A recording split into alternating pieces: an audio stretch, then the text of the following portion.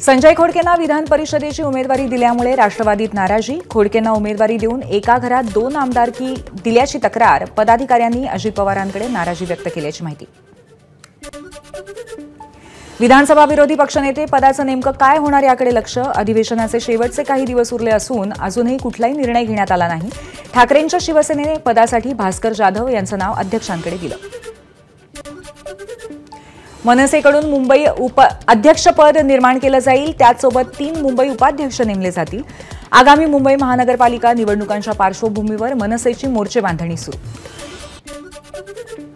अधिवेशन संपताच भाजपच्या आमदार आणि मंत्र्यांची प्रशिक्षणवारी। मतदारसंघ कसा विकसित करायचा याबाबत देण्यात येणार प्रशिक्षण।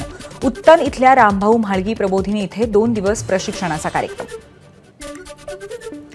मंत्री नितेश राणे दिल्लीच्या दौऱ्यावर जाणार। बंदर आणि मत्स्यपालन विभागाच्या केंद्रीय मंत्र्यांची भेट घेणार। शासकीय दौरा असल्याची नितेश राणे यांची माहिती। मुंबईत येऊन आंदोलन करण्याच्या भूमिकेवर शेतकरी नेते रविकांत तुपकर ठाम। तुपकर यांच्यासह मोठ्या संख्येने कार्यकर्ते शेतकरी खालापूर इथल्या नढाळ या ठिकाणी पोहोचले। छत्रपती शिवरायांचा अवमान करणाऱ्या प्रशांत कोरटकरांचा जामीन अर्ज कोल्हापूर सत्र न्यायालयाने फेटाळला। आता नागपूर आणि कोल्हापूर पोलिसांपुढे प्रशांत कोरटकरला शोधण्याचं आव्हान। प्रशांत कोरटकर सारख्या लोकांना पकडण्यासाठी इच्छाशक्ती असावी लागते। राष्ट्रवादी शरद पवार पक्षाचे आमदार रोहित पवारांचं टीकास्त्र। छोटे नेते वातावरण गरम करण्याचं काम करतायत, रोहित पवारांचं वक्तव्य। एअरटेलकडनं आता मराठी भाषेत हेल्पलाईन सेवा सक्रिय। मराठी भाषेत हेल्पलाईन सुरू केल्याचं एअरटेलचं ठाकरेंच्या शिवसेनेला पत्र। एअरटेल गॅलरीत झाला होता मराठी विरुद्ध हिंदी वाद। ठाकरेंच्या शिवसेनेने केली होती मराठी भाषेत हेल्पलाईन सुरू करण्याची मागणी। न्यूझीलंडचे पंतप्रधान क्रिस्टोफर लॅक्सन आज महाराष्ट्र दौऱ्यावरती। मुख्यमंत्री देवेंद्र फडणवीस घेणार पंतप्रधानांची भेट। न्यूझीलंड आणि महाराष्ट्र संबंध दृढ करण्याबाबत चर्चा होणार। महाराष्ट्र एटीएसही करणार नागपूर हिंसाचार प्रकरणाचा समांतर तपास। आरोपींची सध्या स्थानिक पोलिसांकडून चौकशी सुरू आहे। नागपूर जाळपोळ आणि दगडफेक प्रकरणातील आरोपींना 21 मार्चपर्यंत पीसीआर।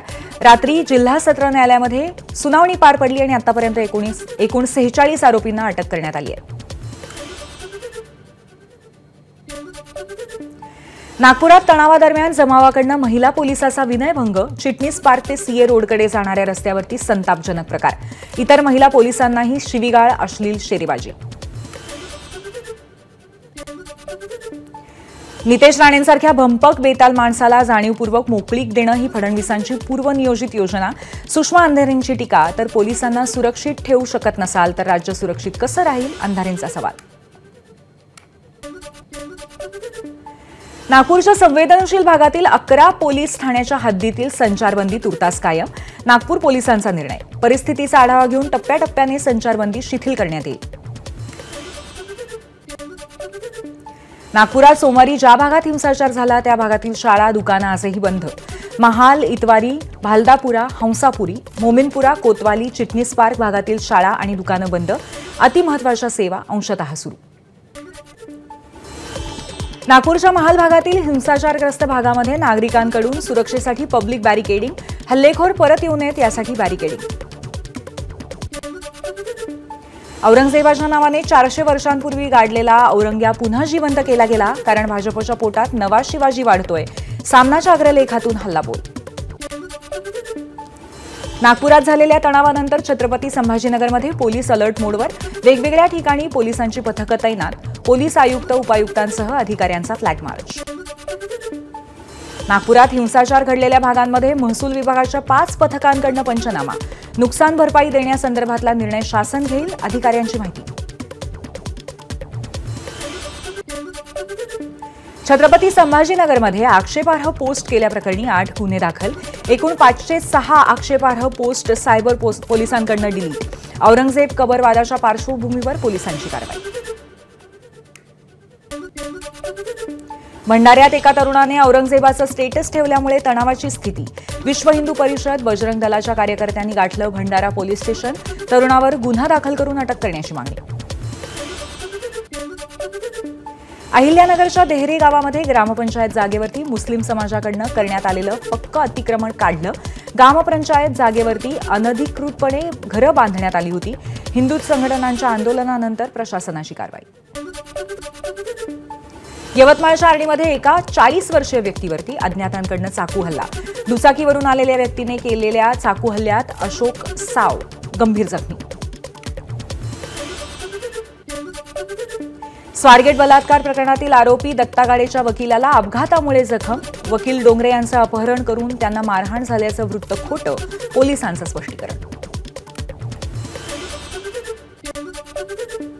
2017 मध्ये नाशिक महापालिकेमध्ये केलेल्या हिंसक आंदोलनाप्रकरणी बच्चू कडू यांना हायकोर्टाचा दिलासा. सत्र न्यायालयाने सुनावलेल्या 1 वर्ष सश्रम कारावासाच्या शिक्षेला हायकोर्टाची स्थगिती.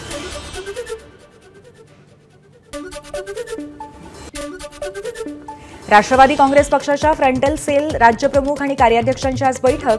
राष्ट्रवादीचे प्रदेशाध्यक्ष सुनील तटकरे यांच्या उपस्थितीत बैठक पार पडणार. भाजपकडनं तृतीयपंथीय सेल बसवण्यात येणार. आज भाजपकडनं काही महत्त्वाचे पक्षप्रवेश पार पडणार. नाशिक कृषी उत्पन्न बाजार समितीच्या सभापती पदासाठी आज निवडणूक. राष्ट्रवादी काँग्रेस अजित पवार गटाचे माजी सभापती देवीदास पिंगळे यांच्या विरोधात अविश्वास प्रस्तावानंतर आज नवीन सभापतीची निवड. इंडियाज गॉट लेटेंट वादाप्रकरणी समय रैनाला दुसऱ्यांदा समन्स. महाराष्ट्र सायबर विभागाने चौकशीसाठी उपस्थित राहण्याचे आदेश दिले. कन्नड अभिनेत्री रान्या रावने 2 वर्षांमध्ये 52 मुंबई फेऱ्या केल्या. मित्र राजूबरोबरही 26 वेळा प्रवास केला. सोन्याच्या तस्करी प्रकरणामध्ये मोठी माहिती समोर. माथेरान सलग दुसऱ्या दिवशी सुद्धा बंद. माथेरान पर्यटन बचाव समितीने पर्यटकांची फसवणूक थांबवण्यासाठी कालपासून माथेरान बंद आंदोलन सुरू केलं. पंढरपूरच्या विठ्ठल मंदिरामध्ये रंगपंचमी साजरी. पांढऱ्या शुभ्र वेशातील विठ्ठलावरती आणि रुक्मिणी मातेवरती नैसर्गिक रंगांची उधळण. नाशिकमध्येही आज रंगपंचमी साजरी करण्यात येईल. पेशवेकालीन परंपरा असलेल्या रहाडमध्ये रंग खेळला जाईल. जुन्या नाशिक शिवाजी चौकातील रंगपंचमीला पोलिसांची परवानगी. संमिश्र लोकवस्तीच्या या भागात पेशवेकालीन रहाड 60 वर्षांनंतर खुलं. मात्र नागपूर हिंसाचारानंतर खबरदारी घेण्यासाठी पोलिसांनी आधी रंगपंचमी साजरी न करण्याचे आदेश दिले होते. रंगपंचमीच्या पार्श्वभूमीवर धाराशिव जिल्ह्यामध्ये आज मद्य विक्रीची दुकानं बंद. महाराष्ट्र दारूबंदी कायद्यानुसार सार्वजनिक शांतता कायम राखण्यासाठी निर्णय. आदेशाचं उल्लंघन करणाऱ्या दुकानाचे लायसन्स कायमस्वरूपी रद्द करण्याचा इशारा. साताऱ्यातल्या वाईमध्ये बगाड यात्रा पाहण्यासाठी भाविकांची गर्दी. 350 वर्षांपासून बावधन गावामध्ये यात्रा साजरी केली जाते. 1 एप्रिलपासून मुंबई-पुणे एक्सप्रेसवेवरचा प्रवास महाग. टोलच्या रकमेमध्ये 3% वाढ. त्यामुळे वाहनधारकांना टोलच्या दरवाढीचा भुर्दंड सहन करायला लागेल. कोस्टल रोडवरती अतिवेगाने वाहन चालवणाऱ्यांवरती दंडात्मक कारवाई. चालकांवरती स्पीड गन मशीन कॅमेऱ्याच्या मदतीने कारवाई होणार.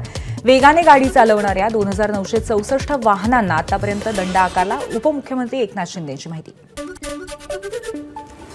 जयंती ते मुंबई प्रवास आता 35 ते 40 मिनिटात होणं शक्य. स्पीड बोटींची शुक्रवारी ट्रायल घेण्यात येईल आणि ट्रायल यशस्वी झाली तर प्रवासी वाहतूक सुरू करण्यासाठी ग्रीन सिग्नल दिला जाईल. ठाणे बोरिवली दुहेरी भूमिगत बोगद्याचा मार्ग मोकळा. या बोगद्याचं बांधकाम करणाऱ्या परदेशी कंपनीने बँकेचं बनावट हमीपत्र देऊन MMRDAची फसवणूक केल्याचा आरोप करणारी जनहित याचिका उच्च न्यायालयाने फेटाळली. मुंबई पालिकेकडनं पूर्व आणि पश्चिम द्रुतगती महामार्गावरती स्वच्छता मोहीम. 22 मार्चपर्यंत रात्री 10 ते सकाळी 6 पर्यंत मोहीम राबवली जाईल. सरकारी आणि काही खासगी बँकांचा 24 आणि 25 मार्चला संपाचा इशारा. वेगवेगळ्या मागण्यांसाठी बँक कर्मचारी संघटनांकडून संपाचा हत्यार. शनिवार रविवारला धरून 24-25 मार्चचा संपाचा इशारा दिल्यामुळे सर्वसामान्यांची अडचण वाढेल. बिल्डरांकडनं होणाऱ्या फसवणुकीवरनं सुप्रीम कोर्टाकडनं चिंता व्यक्त. फसवणूक झालेल्या हजारो लोक रडतायत. आम्ही त्यांचे अश्रू पुसू शकत नाही, मात्र त्यांच्या समस्यांचं निराकरण करू शकतो. सुप्रीम कोर्टाची टिप्पणी. मुंबईतल्या पादचाऱ्यांचा मार्ग मोकळा होणार. अनधिकृत बांधकामं, फेरीवाल्यांवरती महापालिकेची कठोर कारवाई. संपूर्ण राज्यात अवकाळी पावसाचे ढग. पुढच्या 5 दिवसात मध्य महाराष्ट्र, मराठवाड्यातील काही ठिकाणी हलक्या पावसाची शक्यता. विदर्भातील काही ठिकाणी विजांसह वादळी वाऱ्यासह पावसाची शक्यता, हवामान विभागाचा अंदाज. मुंबईला दररोज 3850 दशलक्ष लिटर पाणी पुरवठा होतो आणि यातील 700 दशलक्ष लिटर पाणी चोरी होते असं उघड. ही पाणी चोरी रोखण्यासाठी पाईपलाईनमध्ये अत्याधुनिक यंत्रणा बसवण्यात येणार, मंत्री उदय सामंतांची माहिती. धाराशिवमध्ये शेतकऱ्यांनी हमीभावाप्रमाणे विकलेल्या सोयाबीनचे शासनाकडे 4 कोटी रुपये थकीत. सोयाबीनचे पैसे तातडीने देण्याची शेतकऱ्यांची मागणी. बनावट ड्रायव्हिंग लायसन्स प्रकरणी अंधेरीत आरटीओतून 2 अधिकाऱ्यांचं निलंबन. 2023 ते 24 मध्ये 76,354 बनावट लायसन्स दिल्याचा आरोप. ड्रायव्हिंग लायसन्सच्या नियमित तपासणी दरम्यान घोटाळा उघडकीस. धाराशिवच्या तेरखडा फटाके कारखान्यात झालेल्या स्फोटानंतर सर्वच फटाका कारखान्यांची तपासणी. अहवाल जिल्हा प्रशासनाकडे. त्रुटी असलेल्या फटाका कारखान्यांवरती कारवाई होणार. नंदुरबारमधल्या नवापूर तालुक्यातील बिलवांजरे फाट्याजवळ भीषण अपघात. वेस्टेज आणि साठवून ठेवलेल्या इतर साहित्याला आग. निफाड तालुक्यामध्ये कुत्र्यावरती बिबट्याचा हल्ला. शिकारीचा थरार. सीसीटीव्हीत कैद. नांदेड शहरात भगवाननगर भागातल्या कुंटणखान्यावरती पोलिसांचा छापा. 4 महिला 4 ग्राहक यांच्यासह अन्य 2 अशा 10 जणांना पोलिसांनी ताब्यात घेतलं.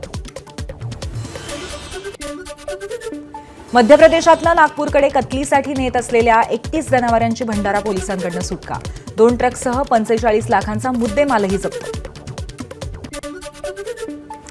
अंतराळात अडकलेल्या सुनीता विल्यम्स आणि बुच विल्मोर 9 महिने आणि 13 दिवसांनंतर पृथ्वीवर.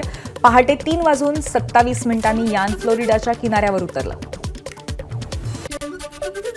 भारतीय वंशाच्या अंतराळवीर सुनीता विल्यम्स पृथ्वीवरती सुखरूप परतल्यानंतर गुजरातमध्ये जल्लोष.